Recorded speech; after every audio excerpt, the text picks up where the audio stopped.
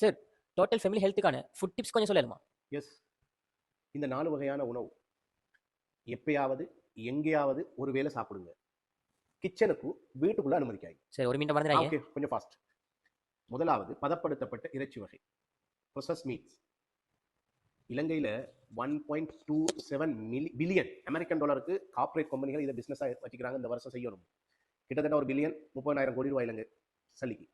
அப்போ எந்த அளவுக்கு உங்களில் அதை எடுக்க வைக்க போகிறாங்கன்றதை நீங்கள் இதை வச்சு புரிஞ்சுக்கொள்ளுங்க. இது ஹார்ட்டுக்கும் நல்லம் இல்லை, கட்டுக்கும் நல்லம் இல்லை.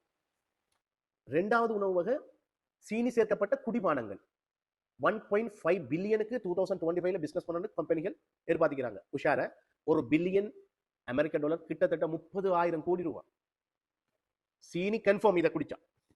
அடுத்தது சால்ட் சேர்க்கப்பட்ட ஸ்நாக். பிபி அதிகரிக்கும், ஹார்ட் டமால்டு கொஞ்சம் நாள்ல வெடிக்கும். Very careful.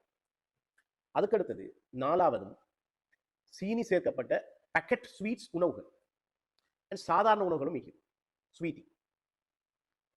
இதுல கலர்ஸும் அண்ட் சுகர் மறைமுகமாக சேர்க்கப்பட்டு டிரான்ஸ்பெக்ட் தொழில்நுட்ப ரீதியாக தயாரிக்கப்பட்ட தீங்கு விளைவிக்கக்கூடிய பதார்த்தம் சேர்க்கப்பட்டிருக்கும்.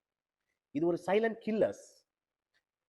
இதை ஃபுட் டிசிப்ளின் நீங்க மெயின்டைன் பண்ணா உங்களோட ஃபேமிலியை காப்பாற்றி கொள்ளலாம். அதாவது எப்பயாவது எங்கேயாவது கொடுங்க, கிச்சனுக்கு அனுமதிக்காதீங்க, வீட்டில் கொண்டு வந்து சாப்பிட்றதுக்கு அனுமதிக்காதீங்க. தேங்க்யூ.